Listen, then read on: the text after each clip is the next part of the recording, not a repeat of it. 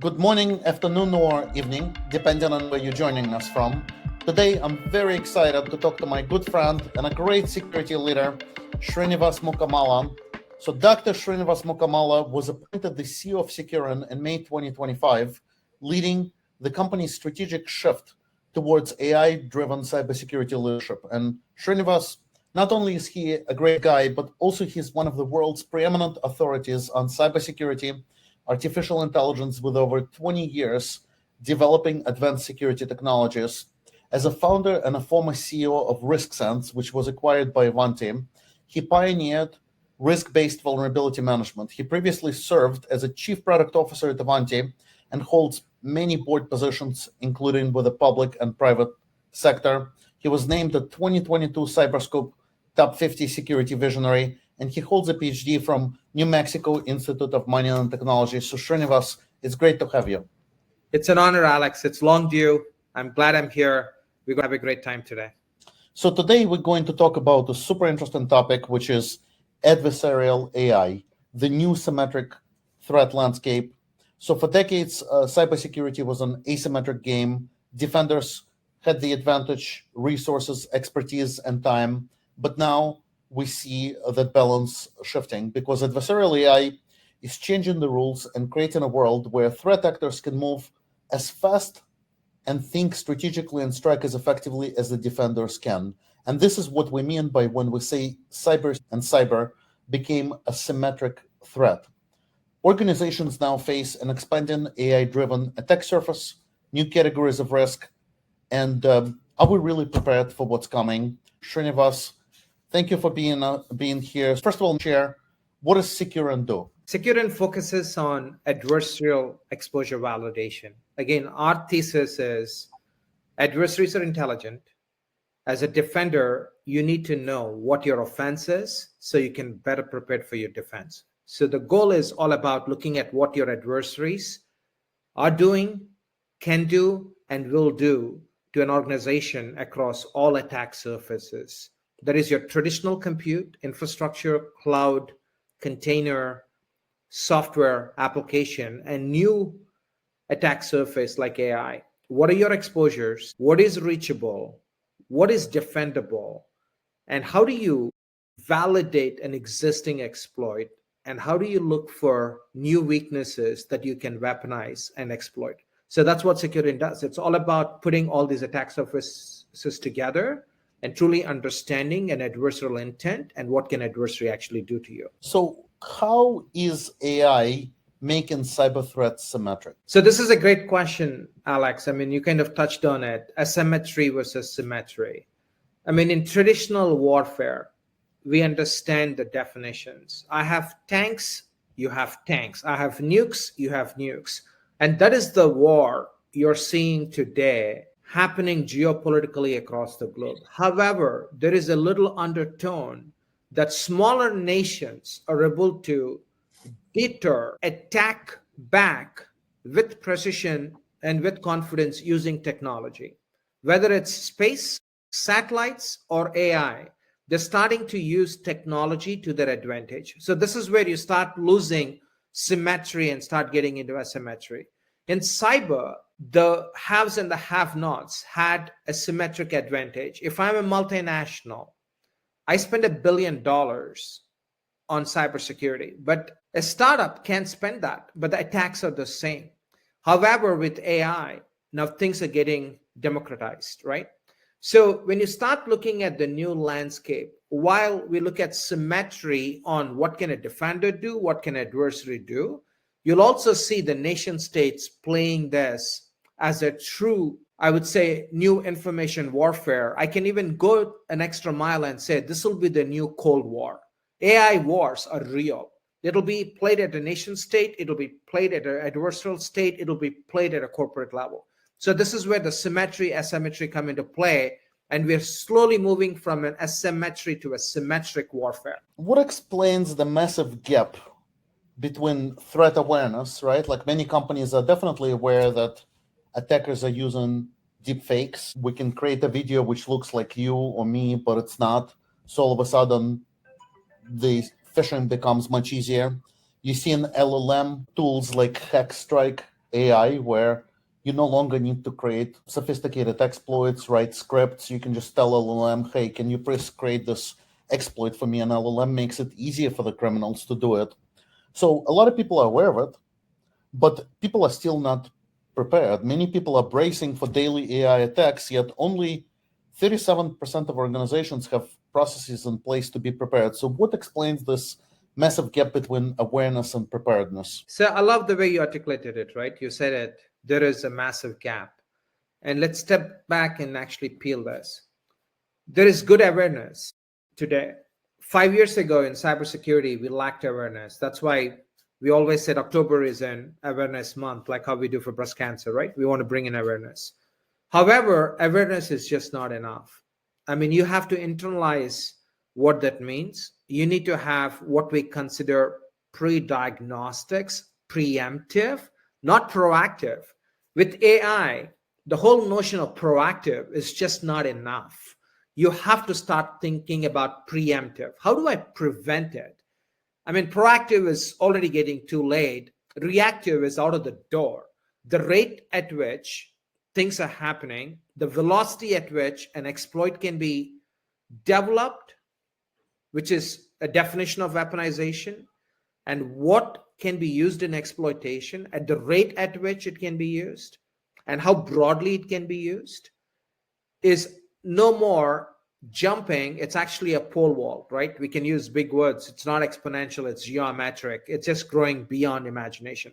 So the clear gap we have today is, while it's well understood we have AI threats, both from a phishing perspective, the sophistication, the deep fakes, and you also are starting to see now the entire exploit libraries are being delivered as just a library. Yesterday we had a Python-based library downloaded 20,000 times that can actually go launch multiple exploits in a fraction of a minute, what used to take days, weeks, and months to do it. So all that is getting automated.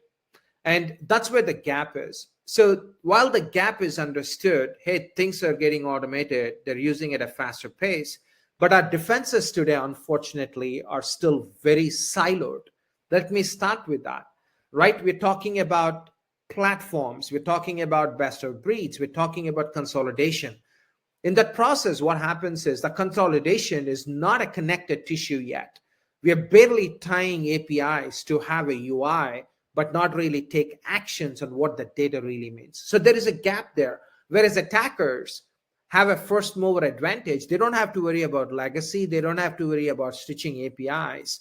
They can actually have an MCP modeled and flood at you on what they want to do. So that's where we are seeing a gap in what actions you can do, the limitations of our existing defenses, and the siloed nature of how we look at risk. And AI, we're still making the same mistake we did every single time a new tech came in, from infrastructure, when we moved to OT, when we moved to on-prem apps to SaaS, when we moved to cloud, when we moved to DevOps pipelines. Every single security is treated as a silo, and we're treating AI attack surface as a silo. And that's adding to the problem, not really helping. Look, good. So I know you touched upon the timeline for symmetric threat and how should organizations be thinking about a timeline. So I read somewhere that the time it takes for sunlight to reach Earth is about 8.3 minutes. But the time now it takes for an adversary to discover your attack surface is 5 minutes. So if you accidentally left a port open because you created an RDP port for somebody to log in remotely, and a sleep-deprived IT administrator forgot to close it, 5 minutes later, an adversary across the globe is going to find it. So the timeline really shrank. So how should organizations be thinking about this timeline and just dramatic acceleration we're seeing for symmetric threats? It's a great question, Alex. I mean, you're in the business of helping companies truly understand exposures and risk, right? I mean, you helped numerous boards, not just with awareness, but helping them understand their fiduciary duty of what is that we need to do, what is that we need to act on. Today, when you look at the threat landscape, the example you gave, by the way, that is shrinking to seconds to minutes. Every single day when you walk in and look at how many times an internet gets scanned for exposures, we can't even count it. There is data cached by minutes by things like Shodan, by sizes. They don't have to even work. I mean, the old traditional methods of Google Drawing. You just log in and say, hey, show me the cameras and That this is IP it. address. You And can all- ask your GPT that question. Hey, I'm interested in SecurityScorecard's global headquarters. Tell me if they have any known vulnerabilities or open, or write me an exploit and give me a screenshot. That is how simple it is. Simple words, learn something and go implement that. So today, the challenge here is I will find something, I will prioritize something, and I'll come and tell you what to do. It's too late. A human, or even when you automate that, will take a few minutes. The way we need to really start thinking about this is that's why I use the word proactive is not enough. It's preemptive. What controls do I have? If somebody finds an exposure, if somebody uses AI to launch an attack, do I have my controls? First, I need to validate my controls. In an absence of my controls, you need to look at reachability. Can they reach the asset?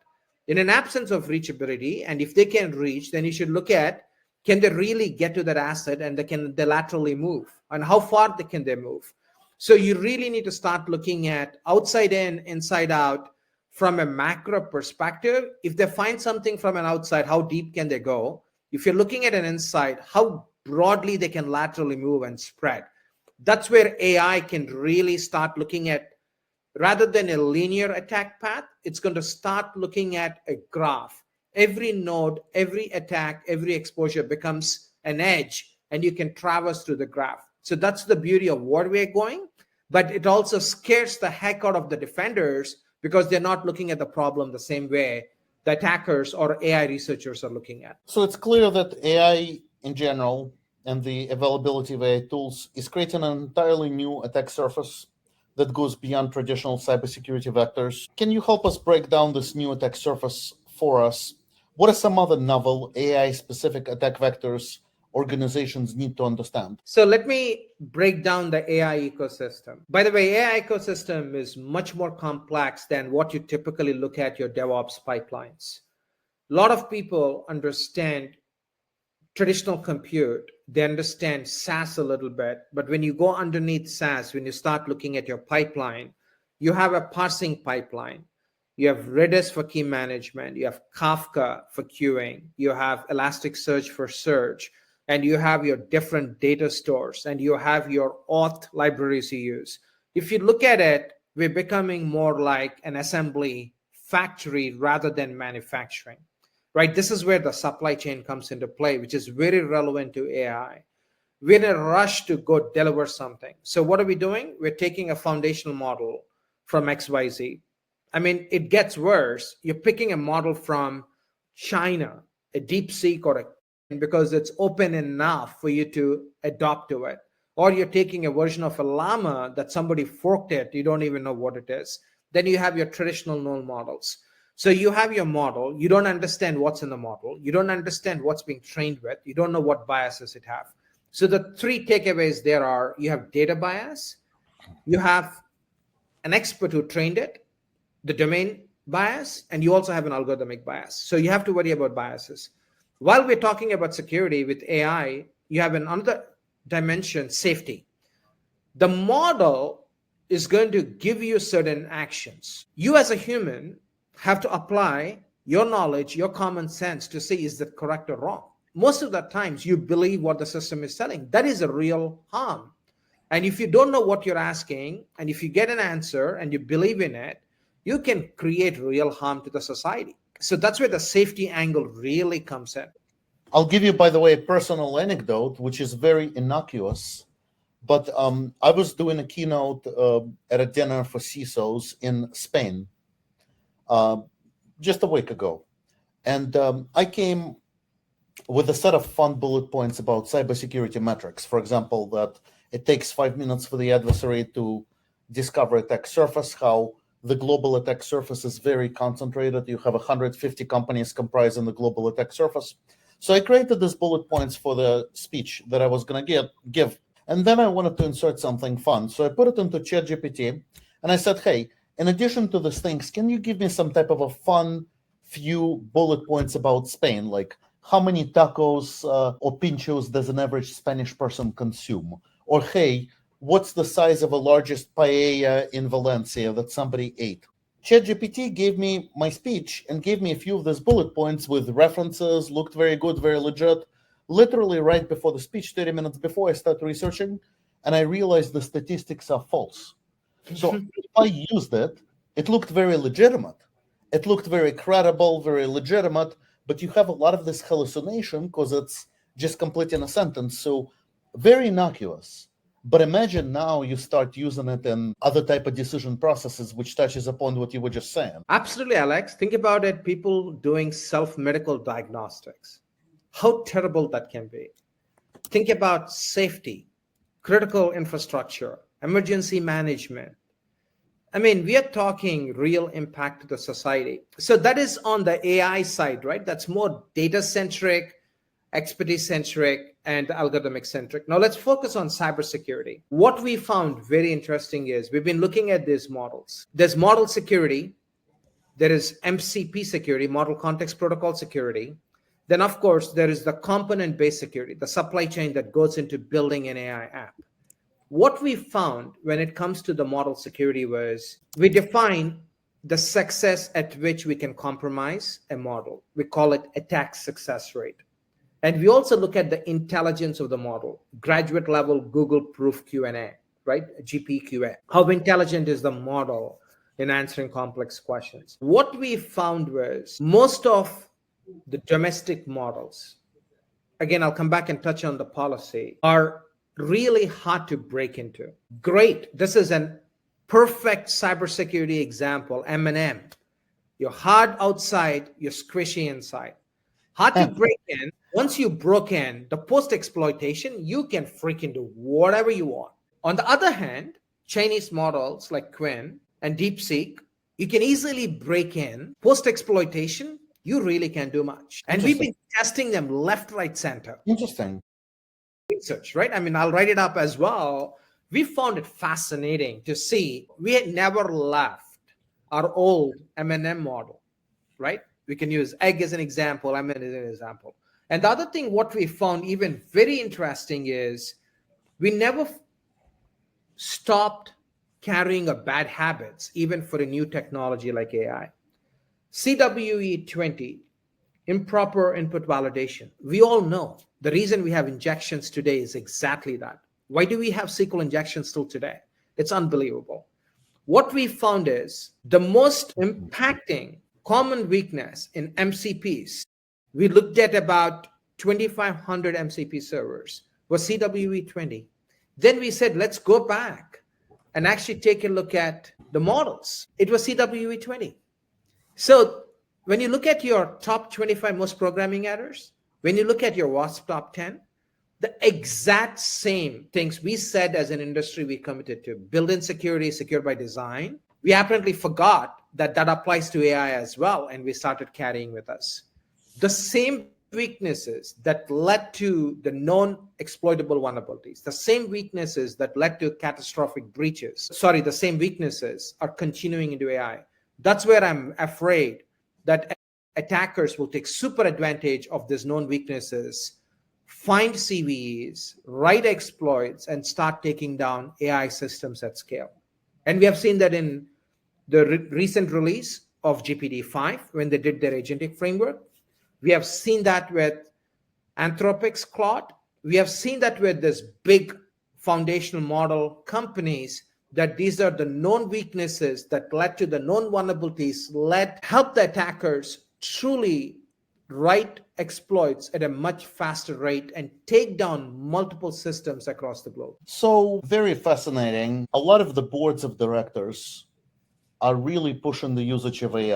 Some companies, including, by the way, SecurityScorecard, we actually consider whether department used AI as part of a compensation. So departments which adopted AI eligible for bigger bonus payouts. At the same time as you rush to use AI for competitive advantage, you adopt in new risks. An employee might take, even if it's not permitted, you have a lot of shadow AI usage. I can take my board deck, upload it to ChatGPT. By the way, it actually really works nicely. You take your board deck, you upload it to ChatGPT and say, hey, if you were a McKinsey consultant, what questions would you ask? Actually, really nice questions. Like, it's very interesting. The problem, of course, is data leakage. Your data could be used to train another model. You don't control where the information is. So you're taking a lot of new risks. So can you talk a little bit about how AI and security becomes an afterthought, and just what do you expect to see from innovation perspective in the cybersecurity space? Absolutely, Alex. I mean, like you said, right? That's a fun of being CEOs. We call our shots, we call our destiny, right? And I call myself AI first company, whether I like it or not. And that's a question you asked, Sri, why AI? And some of us had the pleasure of US government paying for us to go study AI 20 years ago when we really didn't know what AI was. I happen to be one of those, right? I mean, I was paid by the government to study AI for cybersecurity. What's very fascinating is there is a knowledge gap within the boards today. We all have to accept it. We have seen that in our cybersecurity era. You have seen that. I mean, you have done a fascinating job with SecurityScorecard, educating the boards how you should look at risk with a simple letter grading. You gave color codes, letter grades, supply chain, you brought third party, fourth party, you educated the boards. We are back to that. How do we educate the boards so they understand what AI truly means? There are two aspects to AI. There is the operational efficiency of AI, and there is really the organizational transformation of AI. People always get conflicted. Your chatbots, your workflows, your traditional stuff, what you do. Don't get conflicted that with your core business. What do you do for your core business? What is your unique intellectual property? What is that you do with AI and without AI? So there's a lot of confusion. AI has become more like a buzzword. Are we AI? Are we not AI? I think we need to have utmost clarity on having first an AI first mindset. It is not a technology problem. It's a cultural problem. AI should be treated as you're redefining the culture of the company. I mean, we all know culture eats strategy. We talk about it as CEOs. AI is a new culture. AI is a mindset shift. It's a shift in your mindset. What that means is your employees have to unlearn what they're used to and relearn what the new world is going to be with AI. AI is here to stay. The boards know that. That's why they're in a rush to say, go use AI. But they also have to slow down, take a step back and say, okay, it's a cultural shift. It's a mindset shift. We're going to change the way we do business. So what does it really mean? Let's start jogging down a day in life. That's what we did for robotic process automation. When they did factories, that's what we did. We wrote down every single step an engineer would do, and we automated step by step. Unfortunately, that's not what we're doing with AI, because it is a software, it is a digital, it is a virtual, it's not physical. You're throwing things at it, hoping that on the other end, you're going to get the right thing. So we need to take a step back, document a day in life, start with here with the people actually, then take a look at what process you really are doing and not doing, and then go to the technology. What we're doing today is we're starting with the technology, going back and saying, what data do I have? What process do I have? And then finally coming to the people. We should almost flip it. Start with your people. What is that they need to unlearn, relearn? What do they do a day in life? What use cases do they solve? Document the processes, every single system, every single data they touch, and then come to the technology. Then I think we will have a more repeatable, scalable, secure, and safe AI. And to me, that is where the gap is today. From a governance perspective, again, there's a disadvantage here. United States does not have an AI bill, which means we are flying blind. We are hoping the regulator will use something to govern us, or they will not govern us. And now every state is taking full advantage of a lack of a US bill.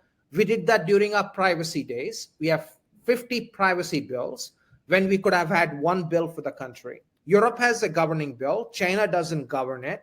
UAE and Saudi Arabia are all coming in. And now every governor wants to govern. California just passed their bill. So we're going back to the same mistakes we made, and the boards are kind of lost. What framework do I use? How do I hold you accountable? Which state do I comply? If I'm a global company, what do I do, right? So there's a lot of confusion even in the governance landscape, how boards are governed and what is their fiduciary. And coming back to the knowledge gap we just talked about, I love consultants like our friends in McKinsey, Accenture, Deloitte, PwC. They're going to make a lot of money training and earning the business. But I think we all should do as an industry our part to educate board members and really bring them up to speed. Yeah, that's super fascinating. So, if you're a CISO today, what do you think are the top 3 actions every organization should take in the next 30 days? I love this, Alex. That's why I'm not a CISO. I love our CISO friends, right? I mean, they've been very gracious to us. And I'm grateful for what they go through, the service they provide to the industry. At the same time, I truly look at CISOs as first responders. I mean, I first want to thank every CISO that's out there who's sacrificing every day, every evening, every weekend, right? They don't get to take a day off, right? At first, I mean, you know that, you always say it. I appreciate for what they do in the front lines. They're the true first responders, safeguarding us from the bad guys. The reason we as technologists can sleep at night is because they're contributing what they need to do that. So if I were ever to go back and be a CISO today in this day and age, the first thing I want to start with is really understand what my skill set is. We have a true skill set gap. We've been talking about it for a long time. With AI, it gets even worse. Do I have a set of team members who can learn AI and use AI versus I have a set of people who are not willing to learn, who are not adaptive, and who don't have the aptitude to learn? Because if you remember, the suggestion I'm giving the board says it's a culture change, it's a mindset shift. I need to make sure I have the right people who have the aptitude, the attitude, and the agility and the adaptiveness to learn AI. Without AI, I cannot move forward as a CISO because I need to fight AI with AI, right? I need to hold my partners accountable. I need to hold my team accountable. I need to be answerable to the organization who wants to move with razor speed. Because the tech teams have people who do AI. And if my team doesn't have folks with AI knowledge and cannot do AI, I'll be left behind. You cannot do that because you're in the front lines. You can't be in the back stop. That's number one, right? Make sure you have the right talent with AI skilled workforce. The second thing I would look at is, you actually touched on it. AI is creating blind spots. There is shadow AI. We're going back to a classic age-old problem of cybersecurity. Let me start with visibility. Can I truly understand what my AI workloads are? This is no more just going and using a SaaS app or spinning up a workload, because AI is getting worse.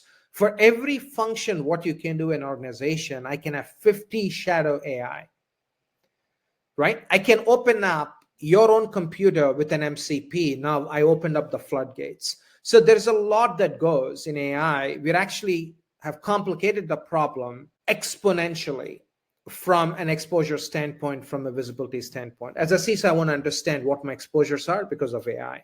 Then I truly want to know what defenses do I have that can at least give me 50 to 60% assurance that I will be protected even if there is a mistake made. I'm not saying even 80%, I'm talking 50, 60%.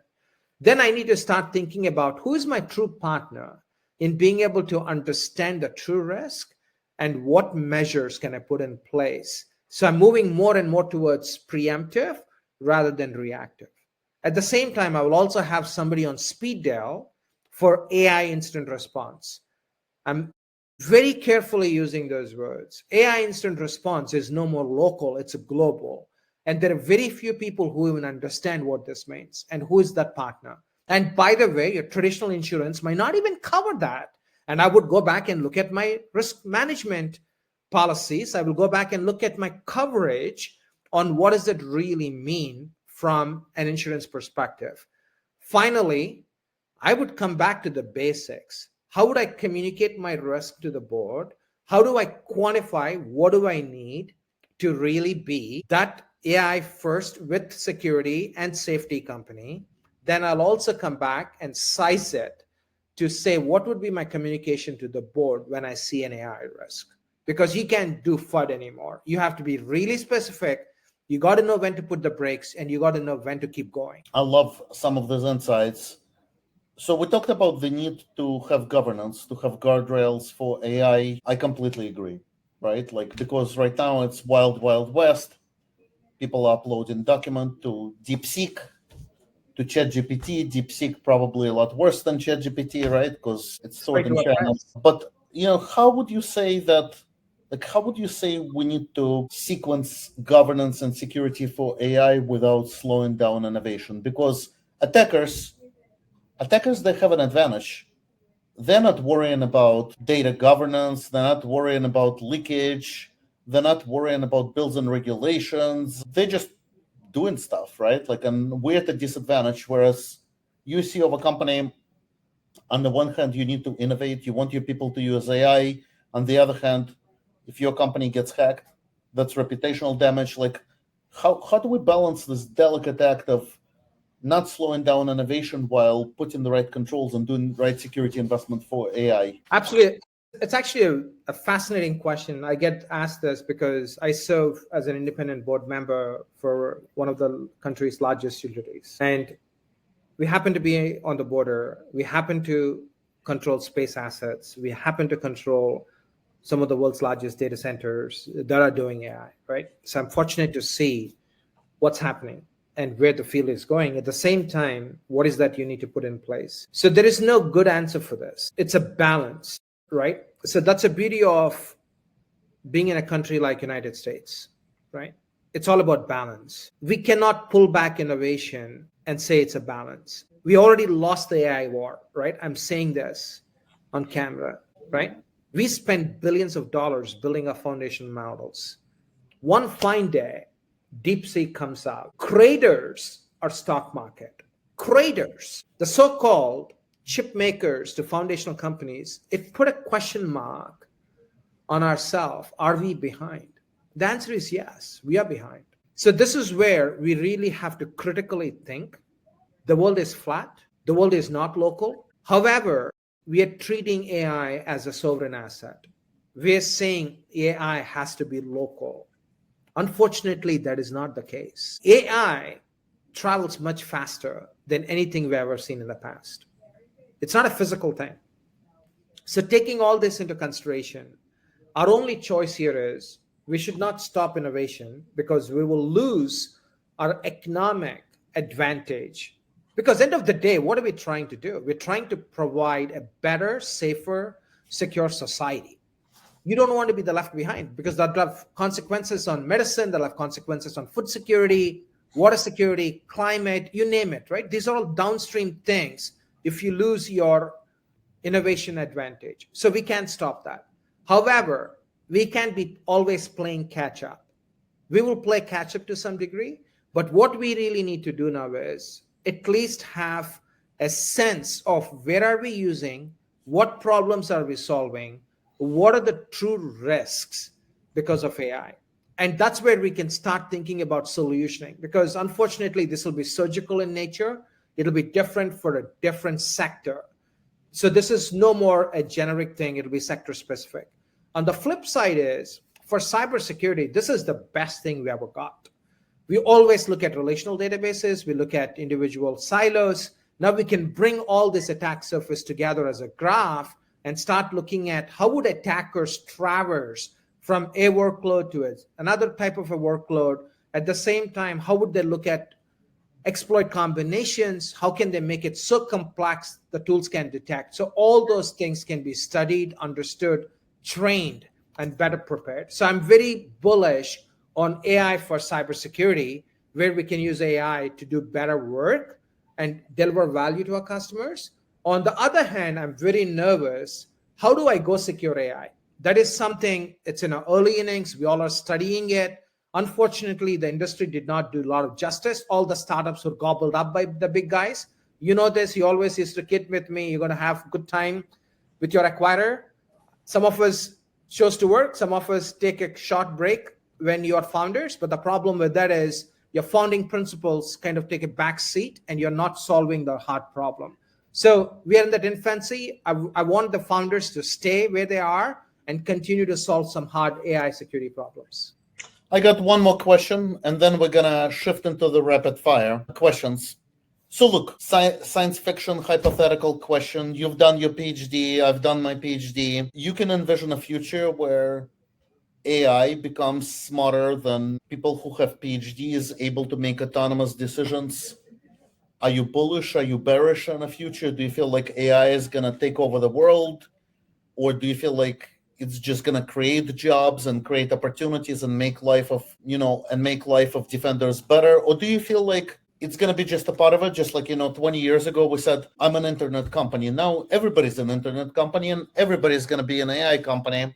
So like, are you scared that AI is going to take over the world? Are you optimistic? Or like, where's your head at, and why? I'm very optimistic. I have to be honest. When I studied machine learning and AI in 2000, I wasn't this optimistic at all. I knew it's a better way of doing stats, better way of doing decision systems. You can do things. If I have enough compute, I can solve a few problems, because I had an opportunity to work in cyber, breast cancer, petroleum recovery, some environmental work, right? I mean, already 4 applications while I was trying to focus on cyber. I'm very bullish on AI for 3 reasons. First, it is going to create a tremendous economic opportunity and create multiple millionaires and billionaires. I truly believe in it, right? We have seen that with SaaS. We have seen that with gig economy. When Uber, Airbnb, and all these guys came in, it truly transformed the society, gave them the flexibility, gave them the hours they can work when they want to work, when they didn't want to. So I truly believe AI is going to transform the society from that angle. There is a sub-note to it. This is where the haves and have-nots. It is us as humans, as leaders, to make sure AI is accessible to everybody. There should be no farmer left behind sitting in India that does not have access to AI. Mm-hmm. That is a social responsibility. AI should be accessible to every child. Like every child has a laptop today, every child should have access to AI education. I firmly believe in it. So it's transformative. It is disruptive. It's going to make your life better. That's one. I love it. The second piece, am I personally worried about AI? Absolutely not. Why? I look at AI as an amplifier today for me. You said this well, Alex. For me to send a board update, I literally used to spend 3.5 hours, 4 hours going through my draft 5 times. Is the tone right? Am I conveying the right thing? Is it going the headway? I mean, today I do that in 11 minutes, max maybe, sitting on a... I used to do it for customer notes. I go in a meeting in person and, you don't want to take notes with a computer, but you write all of this out on a paper, and then it takes me hours to go clean it up to send it to my team. Now you can just put it into AI and it cleans it up and it's much easier, much better. So 100%. I see AI as an amplifier of who I am. Today, I'm seeing 10x productivity, and it's my best companion I have. I can ask all kinds of questions. It's pretty much like a second life. Nothing stupid, but really intelligent questions. Makes you humble, right? You think you know something. I mean, of course, if you know an area, it can be your best companion. I'm truly loving where it can be your companion, your digital twin, and what it can do for you. For a fact, I know AI doesn't have emotions. AI doesn't have common sense. AI is not about casual models. AI doesn't understand chaos. So I know its limitations. As long as I know its limitations, as long I bring what I bring, AI, I see it as an amazing resource. That's the second thing. So I feel good about where AI is heading and what it can do for a human, and especially people like us who have PhDs, what it can help us with. The third aspect where I really see AI goes back to the whole disruptive nature from a transformative perspective. AI now will create businesses that we haven't ever seen before. If you think internet has created businesses, if you think iPhone created gig economy, AI is going to creative enough that it's going to create enormous economic mode that none of us have seen in our lifetimes. So these are my 3 takeaways from AI. I'm bullish. Great. Well, let's shift to rapid fire questions. Are you ready? Yes, sir. Okay. Who is the leader that you most admire? It could be somebody it could be in any field. Absolutely. So for me, I was fortunate. I look at two people in my life as my role models, and I have three people I admire. So the role models in my life are my two grandfathers. One was a movie producer, was born in an aristocratic family, super rich. The other one is my dad's father, who was a farmer who put his son to medical school. So I looked at two sides of how they ran the families, how we were raised. One is friends with chief ministers, governors, you name it. The other one is a simple farmer. Every single day, he focused on putting food on the table and sending his son to the best medical school he can. Those are my true leaders I look up to. One common thing I took away from them is they took care of their people. No matter how they ran, they cared about the people that worked for them. So to me, that is deeply rooted in me. I always look at the people who are with me. I don't look at it as you're working for me. I look at I'm a part of you and I'm going to be there. And the three people I take a look at is my own cousins. One was Rav Mulpuri. He was a founder of a disruptive technology called View Glass. His brother was one of the world's best periodic orthopedicians. And my uncle is the founder, billionaire, by founding an pharmaceutical company in India. US trained, moved back and started. So these are the three people I look at as role models. As leaders, I look up to my grandparents, how they actually ran their little enterprises and how they took care of their people. What's your favorite book? The Hard Things About Hard Things, Ben Harwood's. Every founder should read it. I'm pretty sure every one of us can relate to it. We all go through that, right? I mean, I don't know of any founder who did not hear about it or did not. Actually, I reread it. I asked my team to read it again last week. If you could have a meal with anybody, dead or alive, who would it be?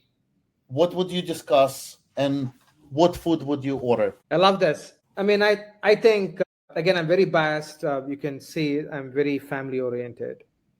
I would love to have a meal with my grandfather, mother's father, the movie producer, because he talked about several life lessons.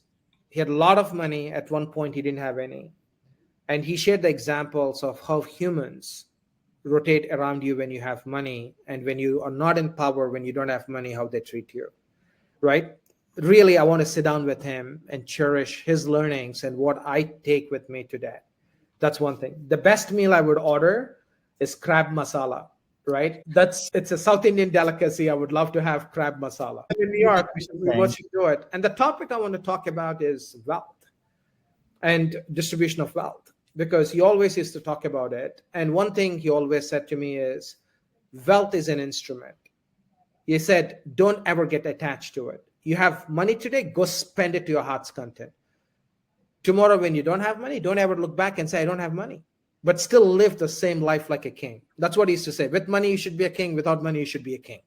That's how you condition yourself. I mean, he taught me content.